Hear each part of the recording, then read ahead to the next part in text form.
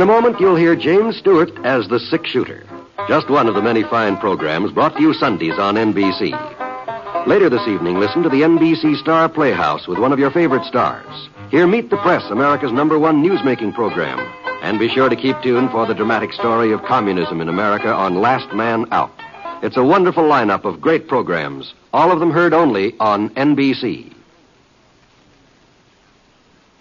James Stewart as the six-shooter.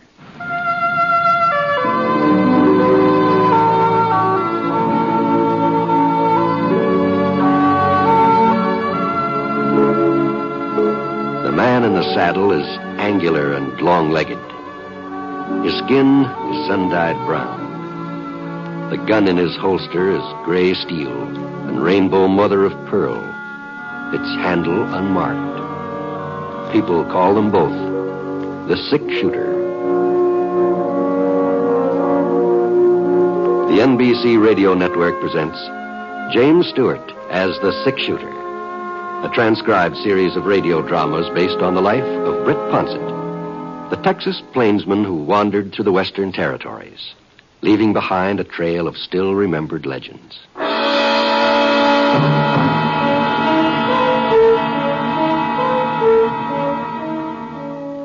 The fire had almost gone out, and the evening chill crept through the chinks in the rough-hewn logs of the cabin walls.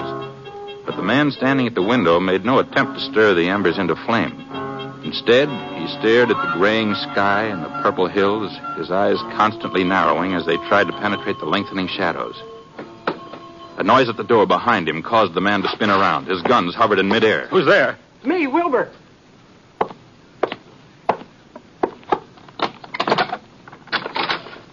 They're coming, Floyd. I've seen them from the top of the ridge. How many? 15, maybe more. It's pretty dark, but 15 anyway. That ought to be enough. Yeah? Why'd you come back, Wilbur? How come you didn't run off like the others? Well, I couldn't leave you here alone, Floyd. We've been together too long. I ain't giving up. No matter how many there are, I ain't giving up. Sure. That's what I figured. You figured I'd fight it out and you come back anyhow? Oh, back, ain't it? Yeah. Here. Load 'em for me. Huh? My guns, load 'em. What, Floyd? You got bullets, ain't you? Oh, sure, yeah. Well, it's just that I ain't never seen you take 'em off before. I never thought I'd see the day when Floyd Winters would take off his guns, hand 'em to another man. What makes you so trusting all of a sudden? I've found out who I can trust. Found it out tonight. You didn't run off with the rest. If Russ was here, nobody would have run off. Maybe. But Russ ain't here. Go on, Wilbur. Load 'em for me. Floyd Winters handed the gun belt to his friend, turned, and glanced out of the window. Wilbur English lifted one of the revolvers from its holster and checked the cylinder. There were 2 bullets inside. He raised the gun and pointed it at the other man's back. He calmly squeezed the trigger twice. The man at the window fell forward, shattering the glass.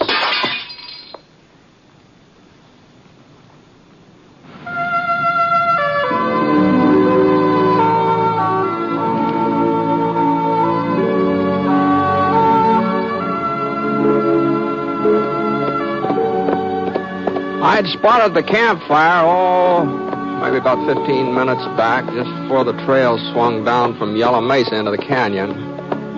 I should have come on it by now. I was pretty sure it was somewhere around along here. But all I could see was just pitch black in every direction. Easy, boy, easy. Whoa. Well, maybe it's just been my imagination. Maybe... No, doggone it. That's smoke, all right. Whoa, Scar. Whoa. Slid out of the saddle and moseyed around for a minute or two. And then I felt something warm through the toe of my boot. It was not just warm either. It was... Well, that fire hadn't been out very long. Somebody had just finished burying it under a pile of dirt and sand. So I walked... Get him up, Russ. Hi. What? Hi, I said. I ain't bluffing. You ought to know that. Okay.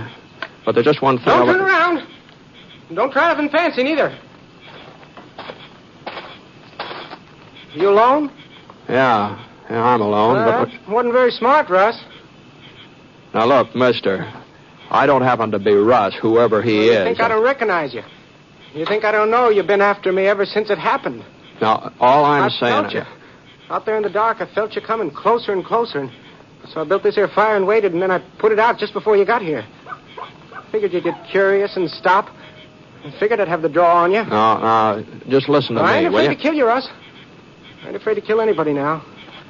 You should have realized that. You should have realized that anybody else would be easy. After Floyd, and even you, Russ, you're going to be easy. Yeah. I never have believed in trying to get off a shot when another man has the draw, but the way things were going, it looked like I had to risk it. There just didn't seem to be any way of reasoning with him and making him understand who I was. I heard him take another step. I went down on one knee and twisted around, grabbed my gun. Its shot just skimmed across the part in my hair. Thought it looked like I'd managed to do a little better than that. I heard his gun skid out of his hand, and he went over backwards. He didn't fall, though. He just sat down with a thud. And he stayed that way, sitting there in a heap, just staring at the ground. I picked up his gun and moved in close. It was pretty dark, but I could make out a little fella, short, clumpish, with a kind of a white face. He kept his eyes down, as if he couldn't raise his head, and as if he just didn't want to bring himself to look at me. Go on, Rusky. You get it over with. Don't make me wait. Don't make me beg. No, wouldn't do no good. Whatever I said, whatever I told you, wouldn't do no good. Please, please get it over. I was quick with Floyd. He never knew a thing, never knew what hit him. I swear. Don't just keep me sitting here waiting. Don't do that. You better tie something around that hand. Huh? What? Now, use your handkerchief or a piece of shirt tail or something. Why, you really ain't Russ. I tried to tell you that before. Oh, but I thought from where you were standing, where you looked just... Oh, I don't know. I was certain... I don't see how I could have been wrong. Well, you sure were, mister. Well, he must still be around here somewhere. He must still be following me. Now, I've been on this trail all day. I haven't seen a single soul but you. No? You ain't lying to me. Oh, well, why should I lie to you? Well, I didn't mean that. No, don't pay no attention to me. I'm kind of upset. Yeah. Well, go on. Do something about that hand. Oh, sure. It ain't hurt bad. The bullet just went through fatty part. Mm-hmm. Well, the next time you try to shoot somebody, you might find out who it is. Oh, I'm awful sorry. I'll be more careful. Yeah. My name's Jones. Warren Jones. Is that so? Yeah. What's yours, mister? Ponsett. Britt Ponsett. The six-shooter? Yeah, some folks say that. My name's Ponsett. Oh, no wonder you were so handy with a gun. Well, I sure am glad to meet you, Mr. Ponsett. The Jones, you said? Yeah, that's right. Not English? Not Wilbur English? What are you talking about? Well, I thought maybe you made another mistake tonight. Another one? Well, you were wrong about who I was. You sure you're not wrong about who you are, too? Well, I guess it don't do me no good to lie to you. Yeah, you're right. My name is English. Mm-hmm. We ain't met up before. No, but I've heard about you. Oh? Yeah. And about how you killed Floyd Winters a couple of weeks ago. I heard about that. Oh. Well, news sure does travel, don't it? Some news does, yeah. I reckon it does. You didn't know I was in these here parts, did you? You hadn't heard I was heading this way. What? Well, you seemed so certain about who I was, I thought maybe you were expecting to run into me. No, you weren't very hard to figure out, English. The way you thought I was somebody else and named Russ, and the way you kept harping about Floyd. Oh, well, now, here, listen, Mr. Ponsett, you won't tell anybody that we met up. You won't tell them where I am. Know that? You know he's looking for me, don't you? You know he swore he'll kill me. You mean Russ Winters? Well, sure, that's what I mean. And nobody's even trying to stop him. I thought folks would all be on my side now. I thought they'd be grateful for what I'd done. Been trying to catch Floyd for years. I saved them the trouble. That's true. That's true enough. Well, they act like killing him was wrong. They act like he was some kind of a hero. Well, Floyd Winters wasn't any kind of a hero. I'll sure go along with that. Well, then why is everybody against me? Why don't they capture us? I expect they will before long. When? After he's murdered me? Don't they realize that he's just as bad as Floyd ever was? They were two of a kind. Well, you ought to know, English. You were part of their gang, weren't you? I never denied that. Yeah, but I wasn't mean like Floyd and Ross. I guess I did my share of harm. I rode with them on plenty of holdups, but I never killed nobody. All the time I was with the Winters brothers, I never killed nobody. Except Floyd. You killed him. Well, that was different. He was an outlaw, wasn't he? Had it coming to him. Besides, if I hadn't shot him, there'd have been more killing. Well, to see that posse that was coming, some of them, I was saving their lives. And earning yourself a reward and a pardon at the same time, I wasn't thinking of that. I wasn't thinking of myself. You weren't, huh? No, sir. Oh, what good did it do me anyhow? Russ is hunting me down, and folks say that he's right. They say that I'm a coward, that I shouldn't have shot Floyd in the back. Oh, it's easy enough to talk brave. They didn't know him, but I did. I had to shoot him in the back. There wasn't any other way. Mm-hmm.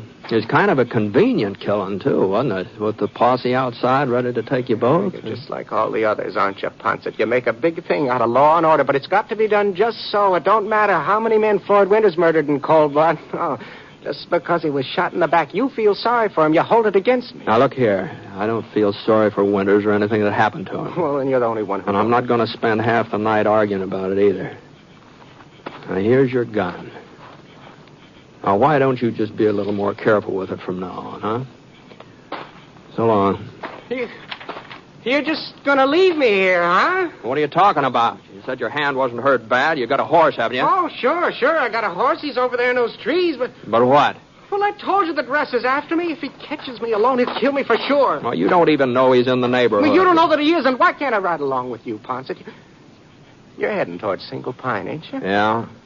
Well, Russ wouldn't try nothing if you were with me. No. But maybe you want him to kill me. Maybe you think that it's what I deserve. Now, hold on.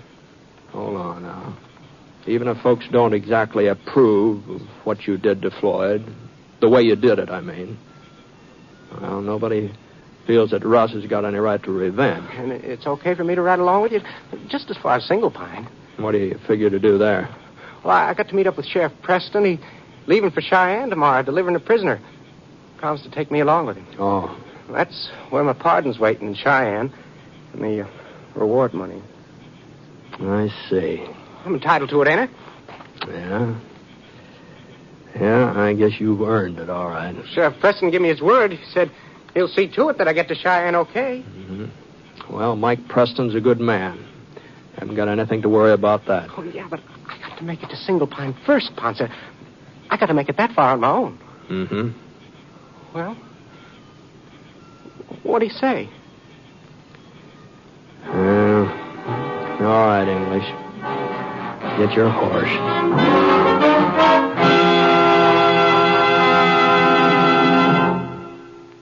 We'll return to James Stewart as the six-shooter in just a moment.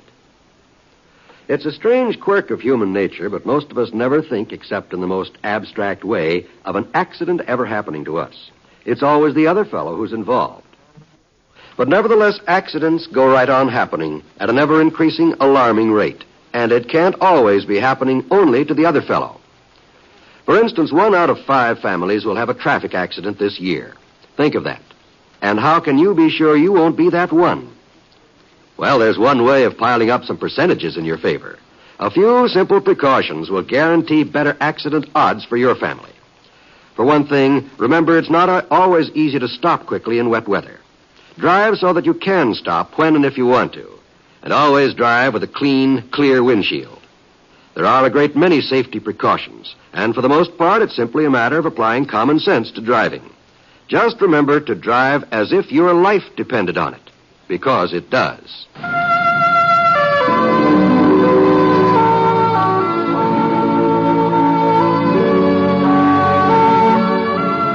Now, Act 2 of The Six-Shooter, starring James Stewart as Britt Ponsett.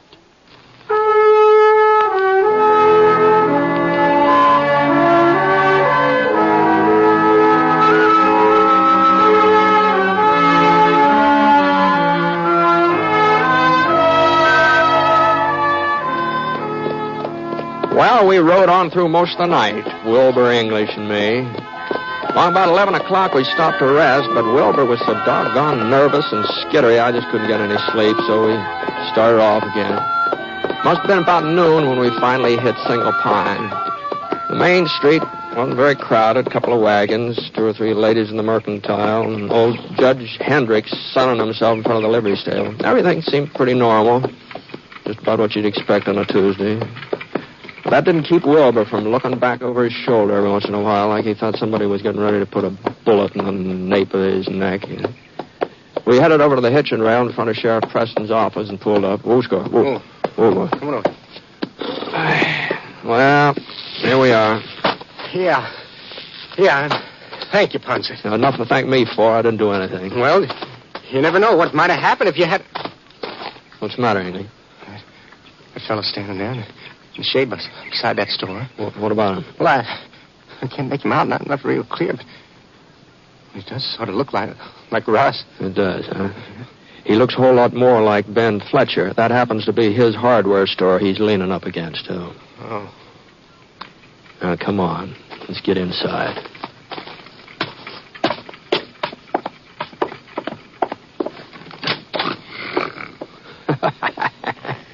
Look at it. Sounds like he's asleep, doesn't it? That's a fine way for a sheriff to be acting. Suppose that had been Russ Winters out there just now. Well, it wasn't. And this isn't Sheriff Preston either. What? No, it's Phil Waterman. Hey, Phil. Hey, come on. Come on, wake up, Phil. What are you doing around here? Well, a man has to come in town every once in a while. Looks like you're taking it pretty easy, Phil. The baby's got the colic. Didn't get a wink of sleep all night long. Is that so? I hope it's nothing serious. No. Doc says he'll be all right in a couple of days. Oh, fine. Glad to hear. Is Mike around? Yeah, you just missed him, Britt. Oh? Yeah, he left about an hour ago. I'm holding down the fort till he comes back. You mean the sheriff's already gone to Cheyenne? You heard me? He's gone? No, he had to take some men over toward Red Rock. He's putting off his trip to Cheyenne for a day or so. He's putting it off, is he? Yeah, that's what he said. Well, what am I supposed to do? Just sit around and wait for him? The sheriff off gallivanting somewhere? Who's going to protect me? Just what is it you need protecting from, mister? This is Wilbur English, Phil. Oh. Well, the sheriff promised that he'd see that I got to Cheyenne. He promised he'd take me with him. Well, he can't take you till he goes himself. But he left word he was expecting you. Said I was to tell you to sit tight and not leave town. I might have known that he'd pull a stunt like this. So wait a minute, what are you talking about? You're a fancy sheriff. That's what I'm talking about. I told you they all want Russ to kill me. They all think I got it coming. Well, why do you think that Sheriff Preston picked today to leave town so that he'll be out of the way if Russ shows up, so he won't have to do nothing towards stopping him? That's what. Now, you listen here. If Mike Preston said he'll take you to Cheyenne, he'll take you there. He ain't never gone back on his word yet. Not even with a murdering outlaw. Oh. I forgot you ain't an outlaw anymore. You're just a public-spirited citizen. All right, Mr. Public-spirited citizen. You get yourself over to that hotel across the street and you stay there. When Mike comes back, I'll tell him where you are. Well, what are you waiting for?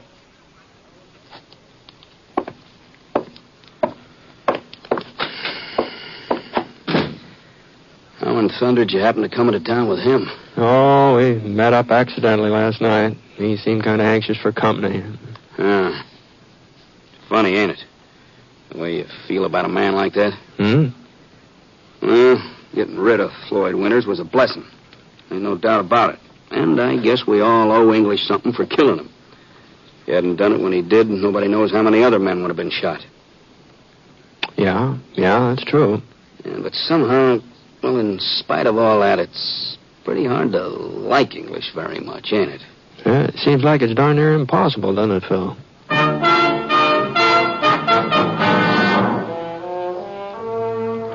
Well, I had something to eat over at Molly Davis's cafe, and then I did my errands. Got myself a new pair of boots and a haircut. But I almost fell asleep sitting in that barber's chair. I guess that was to be expected, seeing as how I didn't get much rest the night before. And the idea of taking a little siesta sort of crossed my mind. Not that I usually nap in the daylight, you understand, but I went over to the hotel and rented myself a room.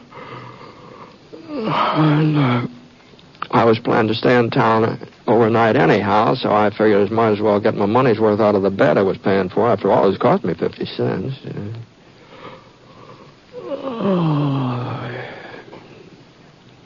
Must have been about 4:15 when I heard somebody pounding at the door. Yeah? Yeah, who is it? It's me, Wilbur. Oh, all right. Come on in. He's here. He's in Single Pine. What are you talking about? Didn't you hear what I said? Russ Winters is here in Single Pine right now. He's here this afternoon. No, take it easy, English. You got to help me get away, Ponset. You got to. You imagine you saw him a couple of times before. Do you remember that? Well, maybe I did, but this ain't my imagination. Go on, read it. What's this?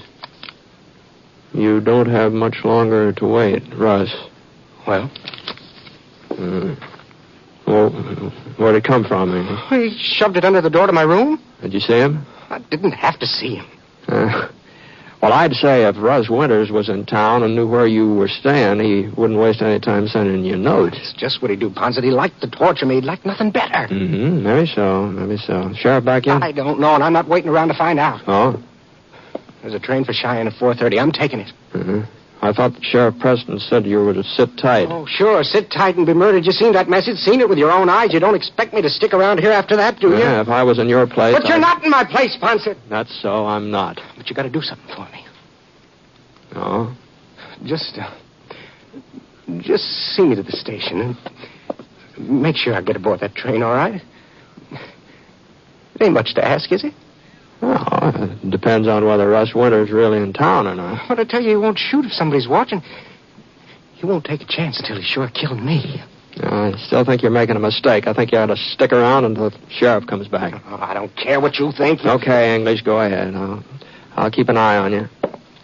Well, come on.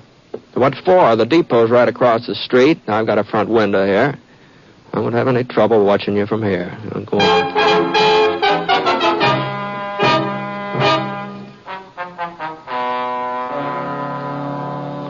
Well, the train pulled in right on time, 4:30. I saw Wilbur English climb aboard. As far as I could tell, he was the only passenger getting on Single Pine. I looked up and down the street. Nobody seemed to be paying any attention to him one way or the other. I figured that'd be about the last we'd see of him. As soon as he collected his reward money, he'd probably head east. Back there, he could stay out of Russ Winter's way. And Russ he'd be captured sooner or later, just a question of time. The only thing that puzzled me was that note English had found. I thought maybe I ought to tell Phil Waterman about it, so I walked over to the sheriff's office. Might have known it. So that's what they were up to, those little devils. Was that? The McPherson kids. I went over to the hotel to see if English got a room all right. He was sort of my responsibility as long as Mike was out of town. Yeah, sure. Well, just as I got to the top of the stairs, I saw Sandy McPherson's two boys standing outside English's room. They ran off just as soon as I spotted them, so I figured they'd been doing something they shouldn't. Oh. Well, you think it was a couple of kids put that note under the door? Well, must have been. Oh, I'll be darned. Yeah, they probably heard he was in town, maybe even recognized him going into the hotel. Yeah? I guess they thought they'd give him a little scare. You know, English isn't very popular even with the kids, Brett. Yeah, I know that. They made up a song about him. And how he killed Floyd Winters. Is that so? Sure. First thing you know, folks will be forgetting that Winters was an outlaw and a murderer. They'll just remember that he was shot in the back by one of his own men. And they'll say that was wrong. And they'll feel sorry for him. And we'll have Wilbur English to thank for that, too. Maybe that's why I ain't so sure he done us any favors. No matter how you look at it. Say, isn't that Mike pulling up over there? Yeah. He must have been doing some fast traveling. Look at the foam on that Pinto's flanks. Wonder how he made it. Oh, hello, Mike. Howdy, Britt. Britt, what are you doing here? I'm just passing the time of day. Oh? Everything all right, Sheriff? Yeah, it's pretty good, Phil, pretty good. I thought we were going to get Russ Winters this afternoon, but he slipped through our fingers again. You mean Russ was really in the neighborhood here? Well, not exactly, Britt. Not exactly. Closest he got was about 15 miles east. I heard he was heading our way, though, so I took some of the boys out to see if we couldn't bring him in. We picked up his trail, too, and we were gaining on him, but he hightailed it into Red Rock and grabbed the train just as it was about to pull out. Depot agent remembered him, description and all. I telegraphed ahead they'll be waiting for him in Cheyenne when he gets there. He took the Cheyenne train? Union Pacific Express. You know, Britt. One leaves here at 4:30.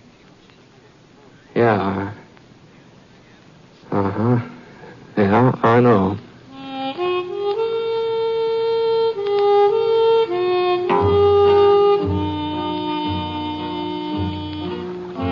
Well, they arrested Russ Winters in Cheyenne, all right. Didn't even try to get away. But Wilbur English, Wilbur never got there. The passenger said it happened just after Russ got aboard at Red Rock. Wilbur took one look at him and started running through the cars, and when he got to the back platform, well, he just didn't stop. And he fell 75, 80 feet right straight down the side of a ravine. He didn't have a chance. The funny thing was that the folks who saw it, they said that Russ Winters hadn't made a move toward him. Not a move.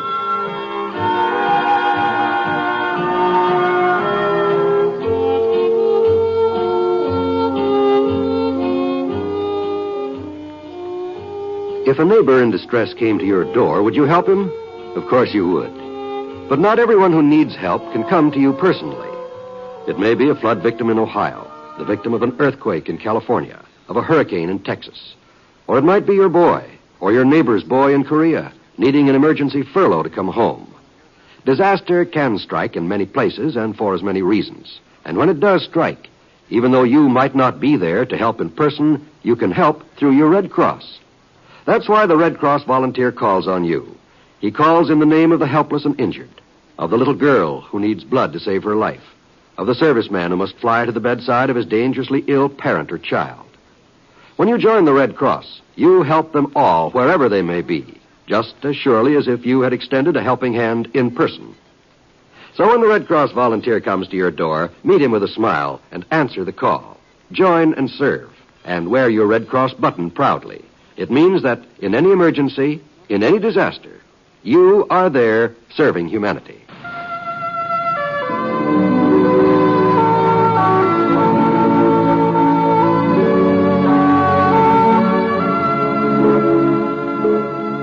The Six Shooter is a transcribed NBC Radio Network production in association with Review Productions. It is based on a character created by Frank Burt and is written by him.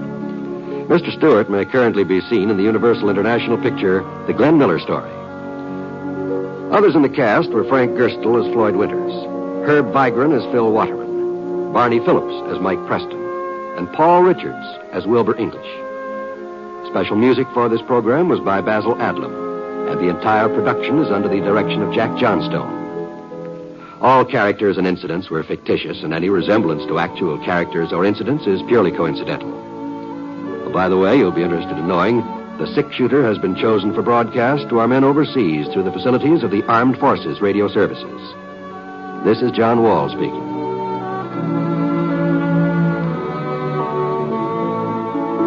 Listen to Jan Murray in Sunday at Home on the NBC Radio Network.